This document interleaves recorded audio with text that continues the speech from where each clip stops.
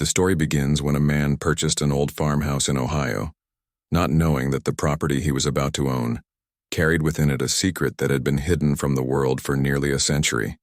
When he first set foot inside, he admired the rustic architecture, the worn wooden floors, the smell of dust and history lingering in every corner. And he thought about all the memories that had passed through those walls. What he did not realize at that moment was that beneath his feet there was a hidden chamber bricked off for 91 years, untouched by human eyes, locked away like a time capsule of darkness. Curiosity often takes root in small details, and he noticed something strange in the basement. The bricks along one wall were different in texture and color compared to the others. They seemed newer, as if someone had sealed off a section with great effort. He ran his hand across the rough surface, wondering why anyone would close off part of a basement. After all, in rural Ohio during the early 20th century, basements were vital for storage of crops, tools, and supplies. Yet here was a section deliberately hidden from sight and sealed so securely that it raised questions that could not be ignored at night as the wind howled through the cracks of the old farmhouse. The man found himself staring at the memory of those bricks, his mind spinning with possibilities. Perhaps it was nothing more than an old repair job. Perhaps the previous owners simply wanted to close off an unstable area. But the human imagination rarely accepts the simplest answers, and his grew restless with thoughts of treasure, secret rooms, and buried stories. After days of hesitation, he gathered tools, determined to find out what was on the other side of the wall with each strike of the hammer. The sound echoed through the basement like a drumbeat awakening history. Dust filled the air as fragments of mortar crumbled to the ground. His heart pounded harder than his strikes, knowing he was undoing something that had been deliberately kept hidden for 91 years. Finally, with a final blow, a hole appeared, revealing a void, a pocket of darkness that swallowed the beam of his flashlight and reflected nothing but mystery. He widened the gap enough to crawl through, his breath caught in his chest as he crossed the threshold, stepping into a space no one had entered in generations. The air was stale, heavy with the scent of time and decay. Cobwebs clung to his face as he waved his light across the hidden room. What he saw made him freeze. The chamber was not empty. There were old crates stacked against the walls, rotting furniture toppled over, and personal belongings scattered as though someone had abandoned the place in great haste. Dust covered everything. Yet the arrangement suggested life had once existed here and then been abruptly sealed away. He crouched to examine the objects. An old journal with pages yellowed and brittle lay beside a lantern. Long, extinguished shoes, worn and cracked, rested near a broken rocking chair. Each item whispered a story, but none offered clarity. The bricked wall suddenly seemed less like protection from structural failure and more like a deliberate attempt to bury the memory of what had taken place here. He ran his fingers across the journal. Though fragile, the ink was still visible, telling fragmented entries of fear, uncertainty, and conflict. Words like, "They are coming and we must hide," leapt out, chilling. His blood, he could feel the desperation etched into every sentence. A family had once lived here, or perhaps sought refuge only to vanish, leaving behind echoes of their existence sealed away by bricks and silence for 91 years. As he turned the pages, his flashlight flickered, illuminating scratches on the wall behind the furniture, marks carved by human hands. Not random, but deliberate tally marks counting days or weeks, perhaps years, etched deeper as if by someone confined in despair.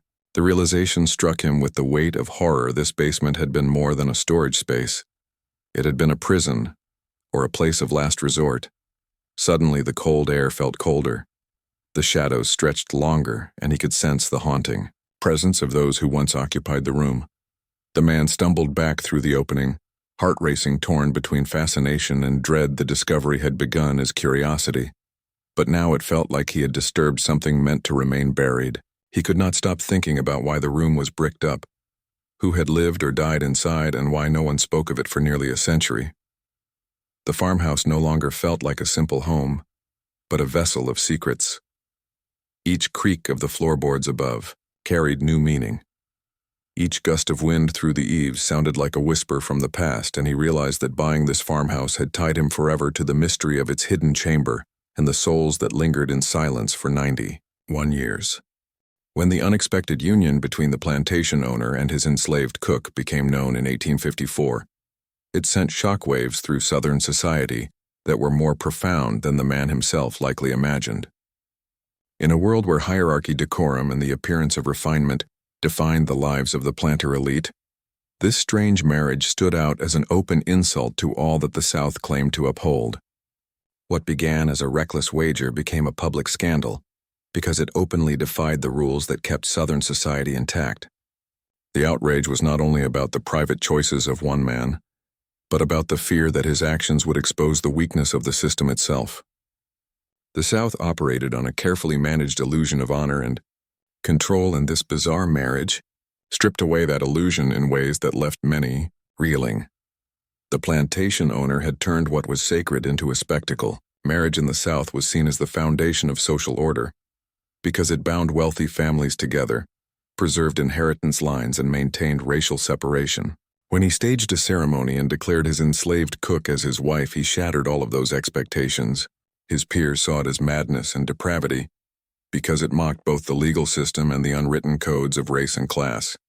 It was one thing for a white man to secretly exploit enslaved women, which was an open secret in the South, but it was another thing entirely to do it publicly and to call it marriage. This act dragged into the light what many preferred to keep in the shadows. It forced the Southern elite to confront the truth that their social order was built not on honor, but on exploitation. The scandal spread quickly through towns' newspapers and gossip networks. Planters whispered among themselves about whether this man had lost his senses, or whether he was daring them all by showing how little he cared for convention. Ministers condemned the act as blasphemous.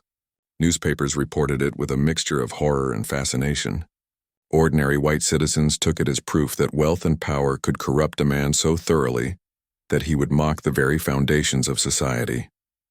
Northern newspapers seized on the story as yet another example of the moral decay that slavery produced, and they did not hesitate to use it as political ammunition. In an era where every event was tied to the larger battle between pro-slavery and anti-slavery voices, the marriage became more than a curiosity. It became a symbol of what critics called the rot at the heart of the slave system. Within the South, the scandal had another effect. It exposed the fragility of the boundaries between classes and races. Planters feared that if such actions were tolerated or repeated, their own image of refinement would crumble. They prided themselves on being guardians of civilization, but this marriage mocked that claim. If a wealthy white man could marry his enslaved cook, what was to stop others from crossing lines that were supposed to be absolute? The fear was not really about one marriage, but about the possibility that the system of separation and dominance could unravel. The shock of the event was therefore both moral and political. It challenged the myth of white supremacy by showing that the barriers between white and black could be crossed in ways that the law tried desperately to forbid. For many Southerners, the most humiliating part of the scandal was the way outsiders interpreted it. Northern abolitionists wrote about it as proof that slavery was not only cruel, but also degrading to everyone involved. They argued that slavery corrupted the morals of masters as well as slaves. To them, this marriage showed that the planter elite who prided themselves on chivalry were in fact debased and reckless. Southern defenders of slavery scrambled to dismiss the story, or explain it away as the folly of one man, rather than a reflection of their system as a whole. Yet the very fact that they felt compelled to respond showed how deeply the act had touched a nerve. It was not just a personal scandal, but a political weapon in the growing sectional conflict. The enslaved themselves also observed the spectacle with a mixture of fear and bitter recognition. They had always known that white men took liberties with enslaved women, yet the public marriage demonstrated just how far a master could go when he felt untouchable. For the enslaved cook at the center of the storm, the humiliation was doubled, because she was forced to stand as both participant and victim in a performance designed to shock. She had no voice in the matter, yet her body and her life were turned into a message for others. Her suffering was invisible to those who spread the story, since she was reduced to a symbol of ridicule. But among other enslaved people, her endurance may have been remembered differently. She became living proof of the master's cruelty, and of the absurd lengths he would go to in order to assert his dominance.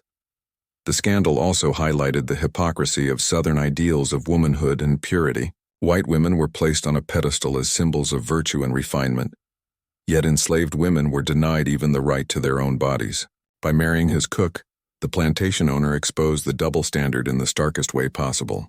White women were horrified because it degraded the institution of marriage they were taught to revere.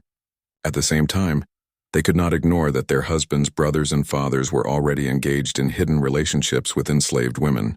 The marriage forced them to acknowledge what they usually pretended not to see.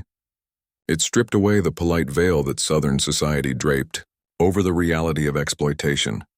As the story spread through the South, the plantation owner found himself not celebrated for his daring but isolated by scandal. His peers regarded him with suspicion. Some feared to associate with him lest they be tainted by his disgrace. Others mocked him privately while maintaining a public distance. He may have thought his wager would make him appear bold and fearless, but instead it marked him as reckless and corrupt. In the long run, the scandal ruined his reputation and cast a shadow over his estate. The South as a whole may have tried to bury the story, but it lingered in whispers as a reminder of how fragile their world truly was. The shock of this marriage lay not only in the act itself, but in what it revealed. It showed that the rigid social order of the South was not as secure as people claimed. It showed that the boundaries between race and class could be exposed as arbitrary when someone chose to mock them. It showed that the institution of slavery was not only brutal, but also absurd in its contradictions. Most of all, it showed that the South lived in fear not only of abolitionists and Northern criticism, but of the possibility that its own members might betray the codes it claimed to uphold. That was why the marriage shocked the South. It was not simply a scandalous story. It was a mirror held up to a society that could not bear to see its own reflection.